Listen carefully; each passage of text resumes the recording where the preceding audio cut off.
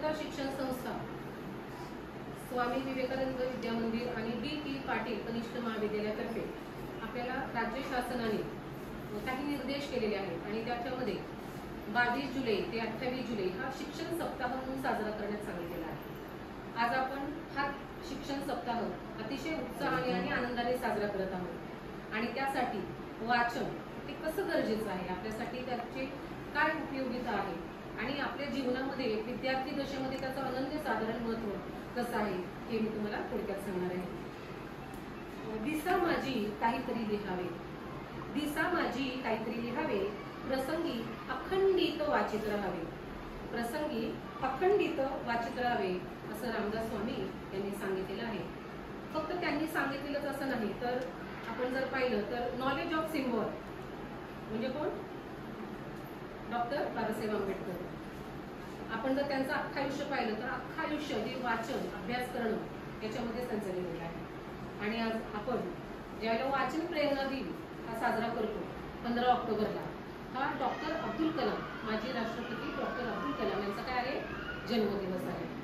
एवढंच नव्हे तर आपण अगदी विद्यार्थी दशेत असताना, अगदी लहान असताना, आपण ज्यावेळेला बोट धरून तुम्ही अंगणवाडीत बालवाडीत गेला तेव्हापासून तर आज ताग आहे आणि आपल्या जीवनाच्या अखेरच्या श्वासापर्यंत आपण सतत काही ना काही शिकत असतो। मग हे शिकणं असतं अनुभवातून, वाचनातून, लिखाणातून, वेगवेगळ्या घटनांमधून आणि ह्या सगळ्या गोष्टी आपण शिकत जातो आणि त्यानंतर आपल्या व्यक्तिमत्वामध्ये एक चांगला बदल आपल्याला दिसून येतो। तुम्ही बालवाडीला जे शिकला ते आता पुन्हा शिकताय का? नाही, त्याच्या पुढची पायरी शिकताय। अशी आपल्या आयुष्यामध्ये एक एक पायरी चढत आपण हे वाचन शिकत असतो। तर वाचन कसं गरजेचं आहे आपल्याला? असं म्हणतात वाचाल तर वाचाल। जर तुम्ही वाचन केलं नाही तर तुम्हाला ज्ञानाची प्राप्ती होईल का? पुस्तकासारखा गुरु आणि पुस्तकासारखा सखा, मित्र, प्रियकर या जगात शोधून सापडणार नाही, कारण की तो कधीच आपल्याला दगा देतो आणि हे गरजेचं आहे। कारण की वाचन आपल्याला काय करतं? ज्ञान देतं, अनुभव देतं, समृद्धता देतं, विचारांची व्यापकता देतं। अनेकांचे जे अनुभव आहेत ते अनुभव आपण प्रत्यक्ष जरी जगलो नाही तरी त्या अनुभवातून आपण काहीतरी शिकत असतो, बरोबर की नाही? म्हणजे आपल्या जीवनामध्ये वाचनाला खूप अनन्यसाधारण महत्त्व आहे। आणि तुम्ही बघा की अशिक्षित व्यक्ती, अडाणी व्यक्ती, जुन्या काळामध्ये ह्या लोकांची किती लोक फसवणूक करायचे, आताच्या काळामध्ये तशी फसवणूक होते का? तेवढ्या प्रमाणामध्ये नाही होत ना। म्हणजेच काय तर वाचनाने आपण अधिक बलशाली होतो, बुद्धिमान होतो।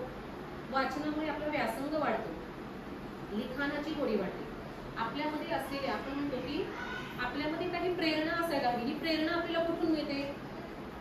तुम्ही ज्या वेळेला एखादं आत्मचरित्र वाचता, सुधा मूर्तींचं घ्या, बिल गेट्स घ्या, सगळे जेवढे, आणि सगळ्यात महत्त्वाचं माहिती आहे का? एक महामंत्र सांगते तुम्हाला, जर तुम्हाला श्रीमंत व्हायचं असेल, जर तुम्हाला बिलियनर व्हायचं असेल तर तुम्हाला रोज आठवड्यातून काहीतरी कम्प्लिटली वाचन केलं पाहिजे। ज्या व्यक्तींकडे करोडोची संपत्ती आहे त्या व्यक्ती सुद्धा रोज वाचन करतात, लक्षात घ्या। म्हणजे वाचनाशिवाय आपल्या आयुष्यामध्ये दुसरा पर्याय नाही। आणि म्हणूनच तुम्ही कथा वाचा, कादंबऱ्या वाचा, वेगवेगळी पुस्तके वाचा, मासिके वाचा, दिवाळी अंक सुद्धा वाचा आणि सगळ्यात महत्त्वाचं की आपल्या आयुष्यामध्ये, आपल्या जीवनाला पैलू कशामुळे पडतात तर आत्मचरित्र वाचा। त्यांनी त्यांच्या आयुष्यामध्ये अनेक संकटांना सामोरं गेलेले, अनेक गोष्टींची उत्तरे त्यांना मिळालेली आहेत। आज आपण म्हणतो की आपल्या प्रांगणामध्ये स्वामी विवेकानंदांचं घर आहे, बरोबर की नाही? हे नॉलेज ऑफ सिम्बॉल आहे। किती नॉलेज आहे त्यांना? एक पाटी होते, एकदा पुस्तक वाचून बाजूला काढलं की त्यांना पान ओळी सहित जे काही वाचलंय ते सांगता येत होते। म्हणजे आपले प्रेरणास्थान ते असायला पाहिजे। आपल्या नावातच स्वामी विवेकानंद आहे आणि त्याच्यामुळे ह्या सगळ्या लोकांना आपल्याला प्रेरणा मिळते। म्हणजे चांगलं जीवन जगण्याची, चांगलं वाचन करण्याची, जीवनामध्ये एक चांगले व्यक्ती म्हणून जगण्याची आणि त्याचबरोबर आपली जी ध्येय आहेत आपल्या जीवनाचे, आपल्या जीवनाचं जे उद्दिष्ट आहे ते साध्य आपल्याला याच्यामधून करता येऊ शकतं। मग वाचन बघा, आपण सुरुवातीला बाराखडी वाचायचा, गणित तुम्ही लिहून काढायचं, बाराखडी वगैरे, ओके नाही? त्याच्यानंतर पेचे पाडे लिहून काढायचा, बरोबर की नाही? आणि अगदी गाण्यातून सुद्धा हे सगळं शिकवायचं तुम्हाला अंगणवाडीच्या मॅडम। त्याच्यामधून तुमचं काय वाढत वाढत गेलं, ग्रॉस्पिंग आकलन शक्ती वाढत गेली, बरोबर आहे की नाही? तुम्ही पाठांतर करू लागलात म्हणजे पाठनाची तुमची क्षमता, स्मरणशक्ती, ह्या सगळ्या गोष्टी पाठांतराने येतात की नाही? स्मरणशक्ती वाढत गेली, तुमच्या विचारांमध्ये अधिक व्यापकता आहे. 5वीला तुम्ही जे वाचन करायचं आता 12वीला तेच वाचन करायचं, आता त्याच्यापेक्षा वरच्या उच्च कोटीचं कराल ना. जशी जशी मॅच्युरिटी, कधी कधी बघा की काही पुस्तकं असतात की त्या लेखकांची, जसं जी. कुलकर्णी, असं लगेच समजत नाही, अवघड समजायला. पण ज्यावेळी तुम्ही सतत वाचता ना, तर तुमचं जसं वय असेल, तुमची जशी मानसिकता असेल, तुमच्या आजूबाजूची जशी परिस्थिती असेल, तशी ते संदर्भ बदलत जातात. मला माझ्या शब्दाचा अर्थ समजून घ्या. तुम्ही आता ज्या मनस्थितीत वाचाल, त्याच्यानंतर अजून 2-3 वर्षांनी तेच पुस्तक वाचलं तर तुम्हाला त्याचे वेगळे संदर्भ लागतील, तुम्हाला त्याची अनुभूती एका वेगळ्या प्रकारे येईल. आणि ती अनुभूती ही आपल्याला वाटली. त्याच्यासाठी तुम्हाला प्रत्यक्ष जाऊन एखादा अनुभव घ्यायची गरज नाही. जसं आपण म्हणतो की विष कसं आहे, चाकून पाहिलं विष घेऊन पाहिजे गरज आहे का? नाही. मग पुस्तकाची जी जादू आहे ती आपल्या आजूबाजूला खूप सुंदर आपल्या लायब्ररी लाभलेली आहे. आणि याच्यामध्ये बघा किती सुंदर शब्दकोश आहे, संस्कृती कोश आहे. हे आपल्या भारताला आपल्याला लाभलेली मोठी दैवी देणगी आहे. आपल्या पूर्वजांनी जी आपल्यासाठी करून ठेवलेली आहे. त्याच्यामध्ये जे अवघड शब्द आहे ते आपण पाहू शकतो, ते समजून घेऊ शकतो, वेगवेगळ्या भाषा आपण आत्मसात करू शकतो.